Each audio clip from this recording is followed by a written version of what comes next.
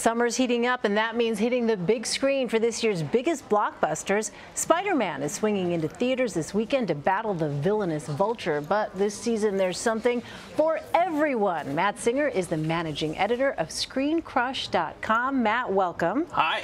Hi. Hi. Hi. So we were talking off camera a moment ago about this huge line I saw recently out the door on the day that this movie Baby Driver was premiering. What is all the hype about with Baby Driver? Well, it's funny, you know, this movie does a lot of the things that we associate with summer movies. It's action, it's comedy, but it's not based on anything. So it's what's not the a sequel premise? to anything. Explain the premise here. So basically, you have a young man. Yes, played by Ansel Elgort. Just flows off the tongue, that name. Yes. And he plays a guy named Baby, and he is a driver. And the idea here, the sort of interesting twist on your classic car chase movie is, this is a guy who has tinnitus.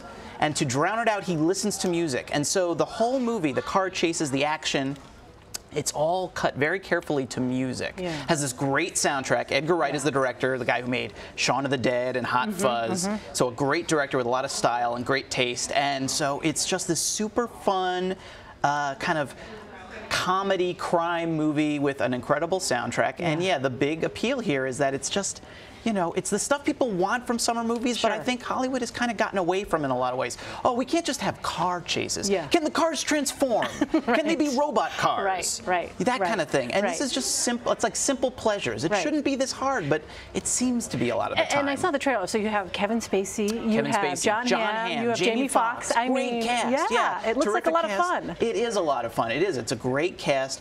It is just, you know, it's like, again, it's the sort of thing that a summer movie should be, but I feel like lately it so rarely is because we're so busy with sequels and like how big can they get? This is a fairly small movie. I think the budget was around $30 million and it made about that much in its opening weekend.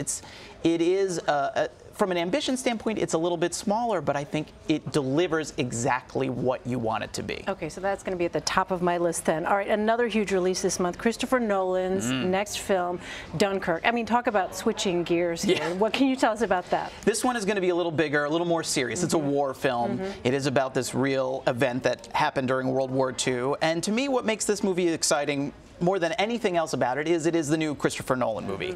And he is one of those few filmmakers who has gotten to the point in his career where he doesn't have to make, you know, he put in his time. He made his Batman movies. He did it.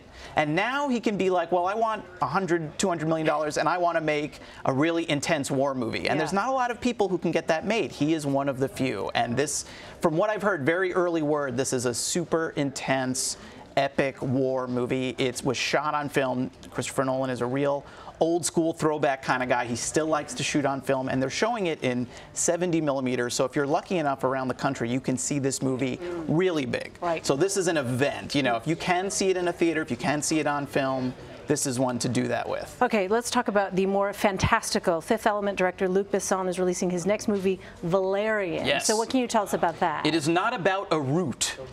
There's no Valerian roots. It is it is a fantasy sci-fi film, and Luc Besson is the guy who made The Fifth Element, and he makes a lot of movies. He does a lot of writing and producing, but he doesn't.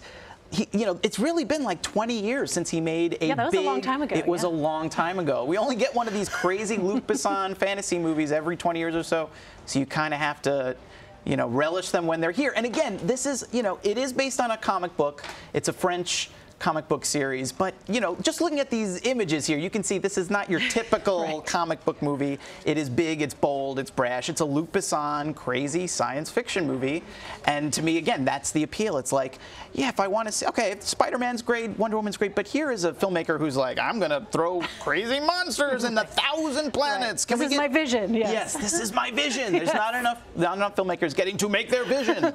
And so that is why you would go see Valerian. All right, so before we let you go, let me just ask you, are there any movies that are sort of under the radar here that you would think, okay, this could be worth somebody's time? The one that I would really single out that's out in theaters now in limited release, it's going to be expanding, is this movie called The Big Sick. And it is I've heard about this. Yes, it's not necessarily the thing you go to in the summer. It is a romantic comedy. And what I loved about this movie, I saw it at Sundance, and it is not the, you know, when romantic comedies have become so cliche and the same old stories, and this movie, which is actually based on Kumail Nanjiani's actual life and his actual romance with his, spoiler alert, his wife, and they co-wrote the film together. It is so real and so refreshingly honest, and the obstacles in the way of this couple, they're not like, I have to get to the train before it leaves or I'll never see this person again. It is the real stuff that real relationships are about. He comes from a Pakistani family, very religious and observant, and they don't necessarily like this woman, and they're trying to set him up with someone they like a little better, and so all that sort of stuff is in the movie, and I found it so refreshing. Like, you know, not necessarily I can relate to that specific story, but we can all relate to something like that. Absolutely, universal thing. All exactly. right, Matt Singer, so great to see you. Thanks so much, Matt. My pleasure.